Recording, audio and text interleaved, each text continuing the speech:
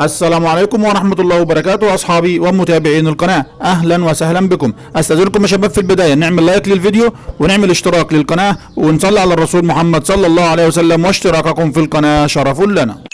واستمرارا معكم أصحابي لعرض وتحديث أسعار الأعلاف وأسعار الذرة الصفراء وفول الصويا وأسعار القمح الجديد والفول البلدي المحلي والمستورد وأسعار القطن وأسعار البقوليات بعض منها وأسعار الشعير وأسعار الأرز الأبيض ومخلفات الأرز. يلا بينا أصحابي نثبت حضور ونصلي على الرسول محمد صلى الله عليه وسلم، ويلا بينا نبدأ الفيديو بسم الله. وأسعار الأعلاف: متوسط سعر العلف البادي تركيز 23% 25500 جنيه للطن صب عرضه.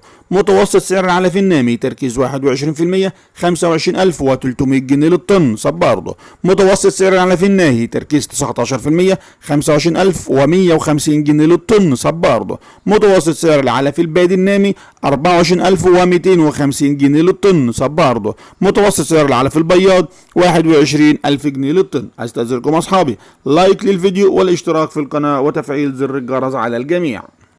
واسعار الذرة الصفراء النهارده اصحابي: متوسط سعر الذرة الصفراء البرازيلي 13200 جنيه للطن صب ارض المينا. متوسط سعر الذرة الصفراء الارجنتيني 13200 جنيه للطن صب ارض المينا. سعر الذرة الصفراء الاوكراني 11200 جنيه للطن صب ارض المينا. سعر الذرة الصفراء الامريكي 11200 جنيه للطن صب ارض المينا. سعر اردب الذرة الرفيعة النهارده اصحابي ب 2500 جنيه للاردب، والاردب للذرة بيساوي 140 كيلو، يعني سعر الطن الذرة الرفيعة النهارده اصحابي 17800 جنيه للطن. سعر اردب الذرة الشامية ب 2000 جنيه للاردب، يعني سعر الطن بيساوي 14300 جنيه للطن. الجيلوتين المحلي ب 48700 جنيه للطن صب ارضه. الجيلوتين المستورد ب 49000 جنيه للطن صب ارضه. اسعار فول الصويا النهارده اصحابي: متوسط سعر كسب فول الصويا تركيز 44% 35500 جنيه للطن صب عرضه.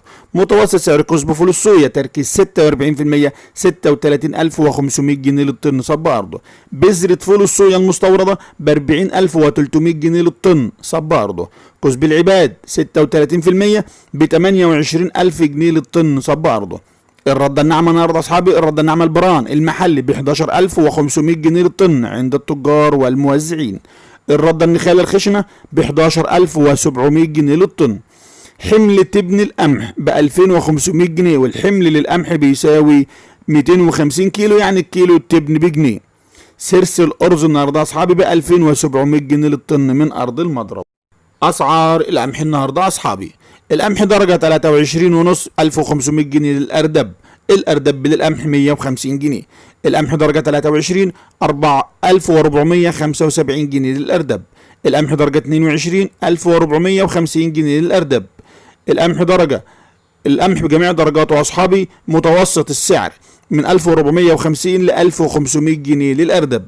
سعر طن القمح من أرض الفلاح أصحابي متوسط 10000 جنيه، يعني الكيلو ب 10 جنيه. سعر القمح عند التجار والموزعين من 2000 ل 2200 جنيه للأردب، وزي ما احنا قلنا الأردب للقمح 150 كيلو، يعني سعر طن القمح يساوي 13300 جنيه، يعني سعر الكيلو متوسط 13 جنيه للكيلو بيبيعوه التجار والموزعين. سجل سعر طن القمح المستورد من 12600 جنيه صب أرضه إلى 19900 جنيه للطن صب أرض المينا. استاذنكم اصحابي لايك الفيديو واشتراك في القناه وتفعيل زر الجرس للجميع عشان يوصلك جميع الاسعار. اسعار الفول النهارده اصحابي: متوسط سعر الفول البلدي السعر يتراوح من 3500 جنيه الى 4000 جنيه للاردب حسب الجوده، والاردب للفول 150 جنيه.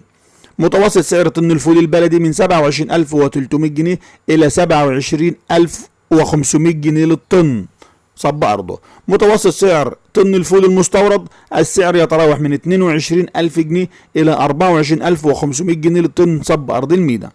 متوسط سعر كيلو الفول البلدي عند التجار والموزعين والعطارين وعند البقالين بيتراوح السعر من 34 جنيه و37 جنيه للفول المجروش. يا ريت أصحابي لو في أي اختلاف في الأسعار يا ريت تعرفوني الكلام ده كله في التعليقات. ومعانا كمان أصحابي بعض أسعار السلع البقولية. أسعار البقوليات البيع للمستهلك: الفول البلد النهارده أصحابي سجل السعر ما بين 32 جنيه إلى 40 جنيه. الفول البلدي المجروش يتراوح السعر من 35 جنيه إلى 40 جنيه للكيلو. العدس الأصفر يتراوح السعر من 45 جنيه إلى 50 جنيه للكيلو. العدس بقشره يتراوح السعر من 40 جنيه إلى 45 جنيه للكيلو. أسعار اللوبيا سعر الكيلو يتراوح السعر من 55 جنيه إلى 60 جنيه. الفاصوليا السعر يتراوح من 55 إلى 60 جنيه للكيلو. الحمص أصحابي يتراوح السعر من 50 جنيه إلى 55 جنيه للكيلو للمستهلك. الترمس النهارده أصحابي سعر يتراوح السعر من 35 جنيه إلى 40 جنيه للكيلو. ذرة الفشار يتراوح السعر من 45 جنيه إلى 50 جنيه للكيلو.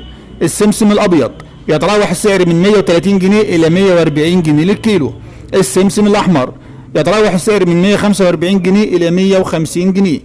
المكرونة أصحابي يتراوح السعر من 20 جنيه إلى 25 جنيه للكيلو. ولا تنسونا أصحابي من لايك الفيديو واشتراك في القناة دعما لنا بالاستمرار. وأسعار القطن النهارده أصحابي، أسعار القطن النهارده للمحالق اللي لسه فاتحة ولسه بتستقبل قطن جزء 94. السعر يتراوح من 700 جنيه إلى 750 جنيه للقنطار. قنطار القطن أصحابي قبل الحلق يعني لسه بذرته بيساوي 150 كيلو. متوسط قنطار القطن اللي هو الشعر أي بدون بذر أو بعد الحلق بيساوي 45 كيلو للقنطار. أسعار السمسم النهارده أصحابي، السمسم الأبيض المحلي 62 ألف جنيه للطن صب أرضه. السمسم الأبيض المستورد 63 ألف جنيه للطن صب أرض المينا. السمسم الأحمر، السمسم الأحمر المحلي 58 ألف جنيه للطن صب أرضه. السمسم الأحمر المستورد 62 ألف جنيه للطن صب أرض المينا. سعر كيلو السمسم عند محلات العطارة والبقالين وجميع المحلات يتراوح السعر من 140 جنيه إلى 150 جنيه للكيلو.